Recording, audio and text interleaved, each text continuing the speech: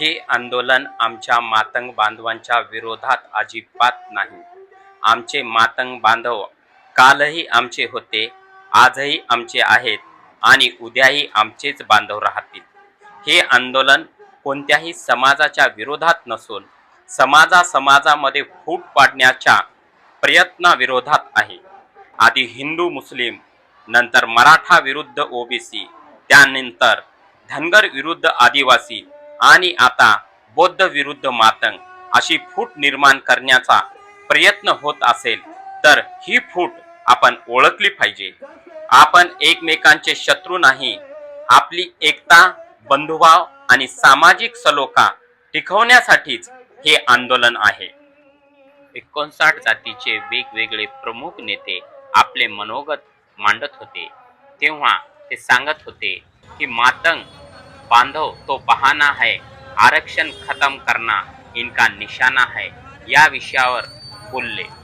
13 भाकरी आम्ही 59 जाती मिळून खात आहोत या वाक्यामागे एकतेचा आणि बंधुभावाचा मोठा संदेश होता. आपण वेगवेगळ्या जाती जमातीचे असलो तरी आपल्या अडचणी आणि आपल्या हक्कांसाठीची लढाई अनेक वेळा समान असते. त्यामुळे एका समाजाचा हक्क मिळवताना दुसऱ्या समाजावर अन्याय होऊ नये ही भूमिका महत्वाची आहे. आपण 59 जाती मिळून एकत्र आहोत.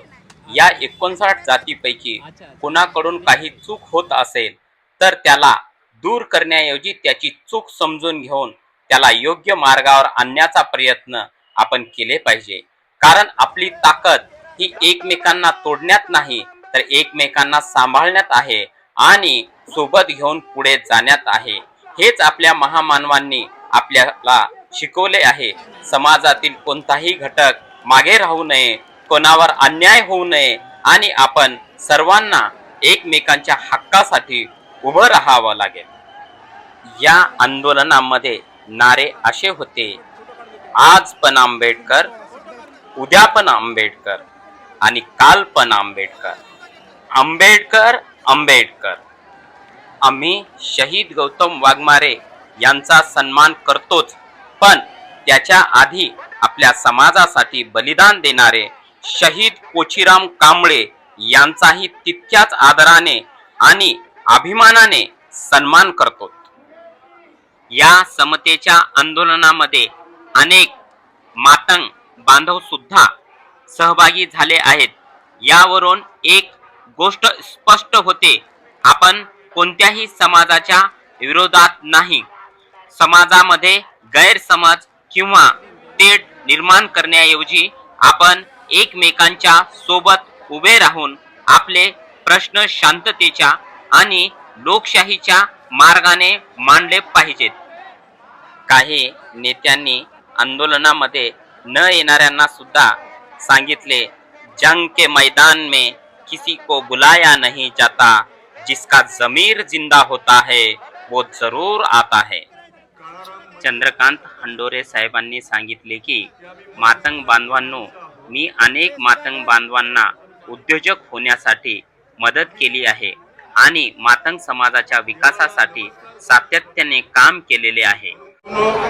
राज्यघटनेमध्ये कलम 341-42 मध्ये त्यांनी नमूद केलं की देशभरात अस्पृश्यांच्या 59 जाती आहेत.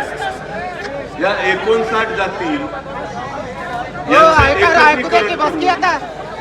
राज्यघटनेमध्ये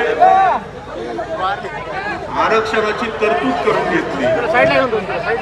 अशा पद्धतीने परमपूज्य डॉक्टर बाबासाहेब आंबेडकरांनी अस्पृश्यतेचा सर्व प्रकारचा लढा, अस्पृश्यतेच्या विरुद्धचा लढा बाबासाहेबांनी दिला आणि त्या लढ्यामुळे तुम्ही आम्ही गावकुसाच्या बाहेर राहत होतो, आपण गावामध्ये आलो, शिकू लागलो. बाबासाहेबांची मेहरबानी आहे, बाबासाहेबांची आपल्यावर उपकार आहेत बाबासाहेबांचे. बहुजन समाजाला विभागण्याचं, या दलित समाजाला तोडण्याचं काम या ठिकाणी होत आहे, आपण समजून घ्या.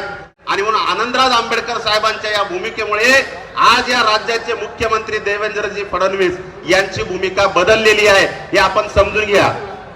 त्यांची भूमिका पूर्णपणे बदललेली आहे. पहिले अगोदर विषयच नव्हता, फक्त सुप्रीम कोर्ट आणि सुप्रीम कोर्टाचा आदेश मला मानायचा आहे.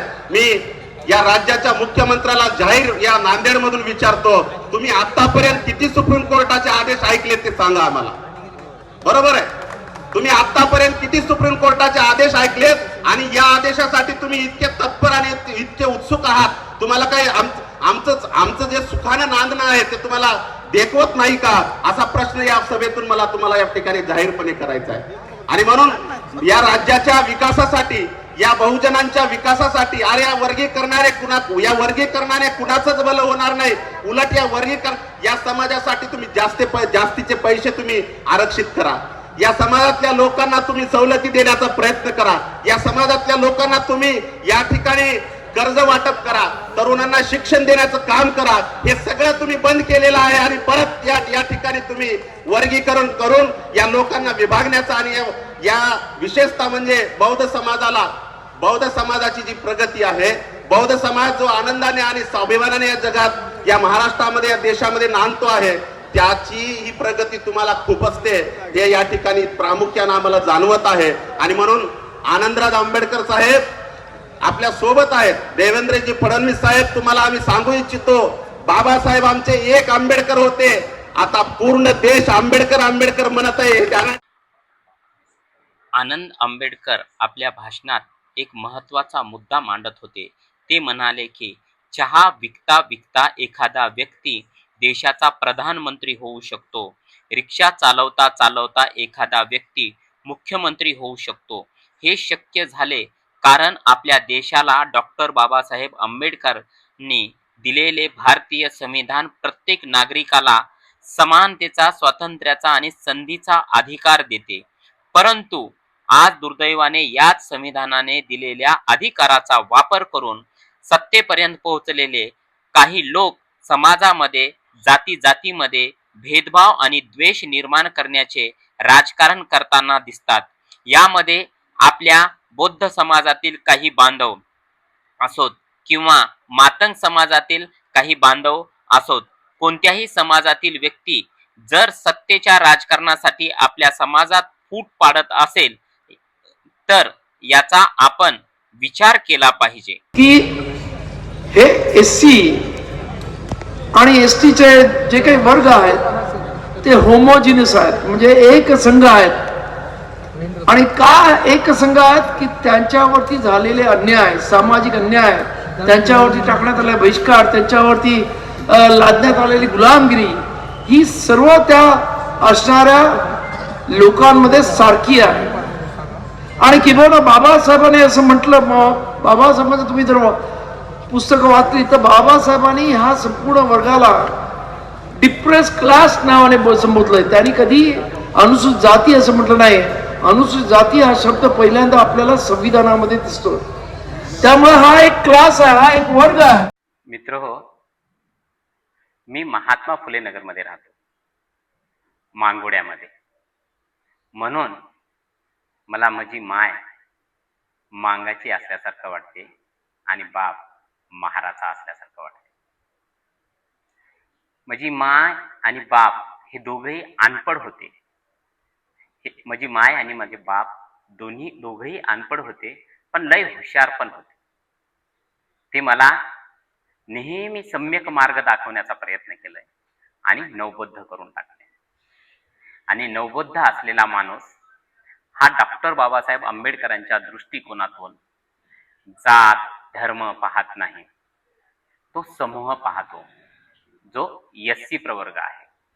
आणि डॉक्टर बाबासाहेबांची दृष्टिकोन असणारा माणूस हा फक्त आणि फक्त या एससी कॅटेगरी मधला प्रत्येक माणूस हा सुखी आणि समाधानी असावं हेच विचार करतो.